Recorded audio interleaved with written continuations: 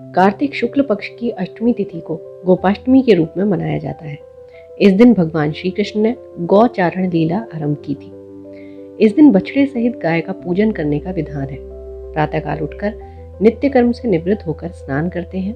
प्रातःकाल ही गौ और उनके बछड़ों को भी स्नान कराया जाता है। गौ माता के अंगों में मेहंदी, रोली, हल्दी आदि के थापे लगाए जाते हैं। गायों को सजाया जाता है। प्रातःकाल ही धूप, दीप, पुष्प, अक्षत, रोली, गुड़, जलेबी, वस्त्र और जल से गौ माता की पूजा की जाती है और उनकी आरती उतारी जाती है। पूजन के बाद गौ ग्रास निकाला जाता है। गौ माता की परिक्रमा की जाती है। परिक्रमा के बाद गौओं के साथ कुछ दूर तक चला जाता है। भगवान कृष्ण ने जब 6ठे वर्ष की आयु में प्रवेश किया तब एक दिन माता यशोदा से बोले, मैया अब हम बड़े हो गए हैं। माता ने कहा, अच्छा लल्ला, अब तुम बड़े हो गए हो तो बताओ क्या करें। भगवान बोले, अब हम बछड़े चराने नहीं गाय चराने जाएंगे। मैया ने कहा, ठीक है, नंद बाबा से पूछ लेना। मैया के इतना कहते ही झट से भगवान नंद बाबा के पास पहुंच गए।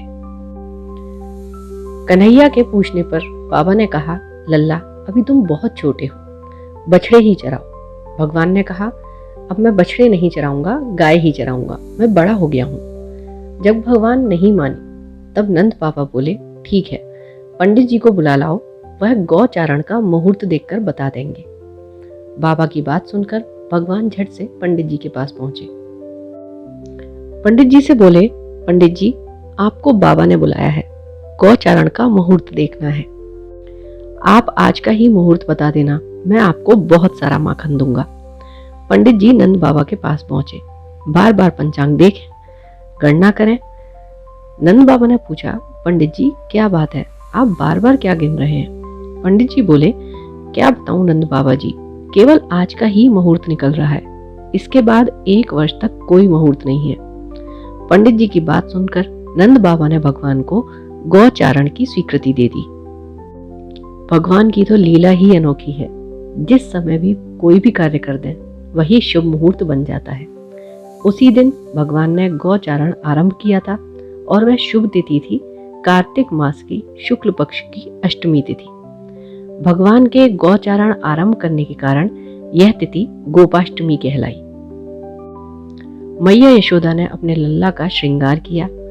जैसे ही पैरों में जूतियां पहनाने लगी, लल्ला ने मना कर दिया। बोले, माँ यदि मेरी गाय जूतियां नहीं पहनती तो मैं कैसे पहन सकता हूँ। यदि पहना सकती हो तो उन सभी को जूतियां पहना दो। और भगवान जब तक वृंदावन में रहे, भगवान ने कभी पैरों में जूतियां नहीं पहनी।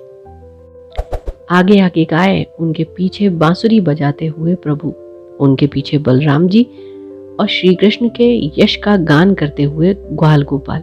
इस प्रकार से विहार करते हुए भगवान ने उस वन में प्रवेश किया।